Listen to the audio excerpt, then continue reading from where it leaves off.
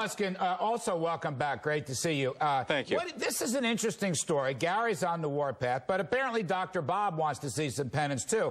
Certainly the public is very angry at some of these CEOs, Don Luskin, and so I want to continue this conversation. Should Fold pay a significant financial penalty? Where's the penance? You know, he's still there. Now what? The stock is off 60% year to date.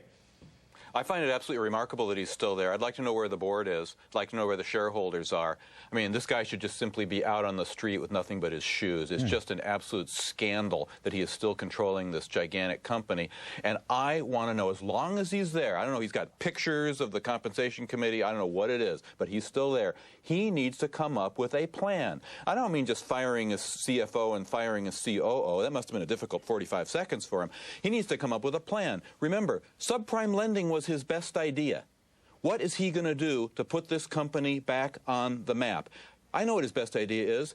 It's nothing. It's just trying to get through the next couple of years. And I didn't hear... Throw the bum out and get in somebody with some good ideas. And I didn't hear any Wall Street analysts. I don't think I heard anybody say these kinds of things. I mean, Fold, to some extent, is getting a free ride today. Now, so they better get out front here. I like Gary's idea of $1 a year. You know, when Steve Jobs took over the company that he founded, Apple, and took it over again in 1997, he volunteered to work for Apple, which was an extremist at the time, for $1 a year. He still works for $1 a year. It's a great bet on American capitalism. And Rich, but the difference is that Steve Jobs had a brilliant idea. He remade that company. What is Dick Fold's brilliant idea? I'll tell you what, I'll pay the guy $2 a year to not work for Lehman. That would be better.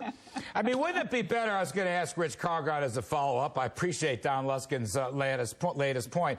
So, Don Luskin, would you react to Robert Novak's column and Gary Schilling's comments? Gary doesn't want the Fed to go. Well, I think Novak's just plain wrong. I mean, we all have our Fed sources. I've got mine, too. I think they're the best you can get, and I'm just completely getting a different story. He's just wrong.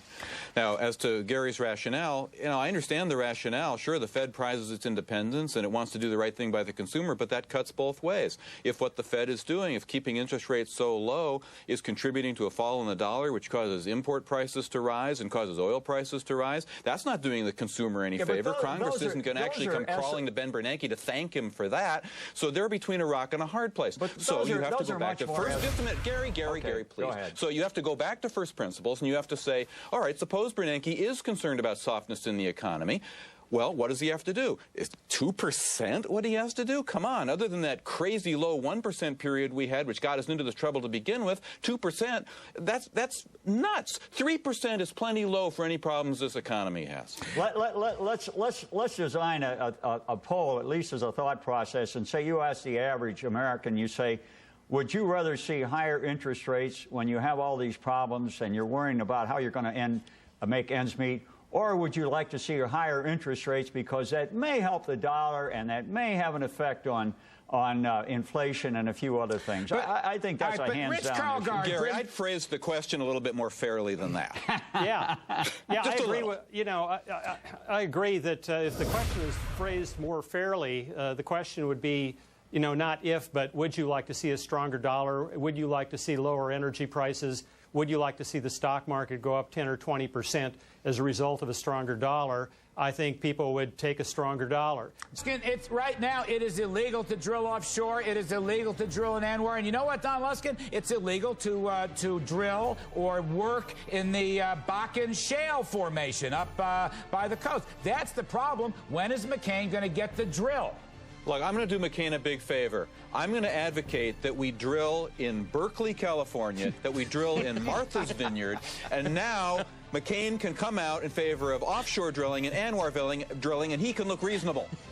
Gary Schilling. Even today, on an actual reported earnings, stocks are very expensive. Don Luskin, are stocks expensive? Did Dr. Bob have too many ifs, or is it still a bullish time?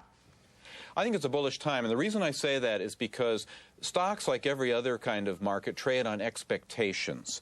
And even though we've got a bad inflation problem, I think markets are actually expecting the Fed to fix it. That's what you were talking about at the top of the show when you said the Fed funds futures markets are expecting, contra Bob Novak, the Fed to start raising rates.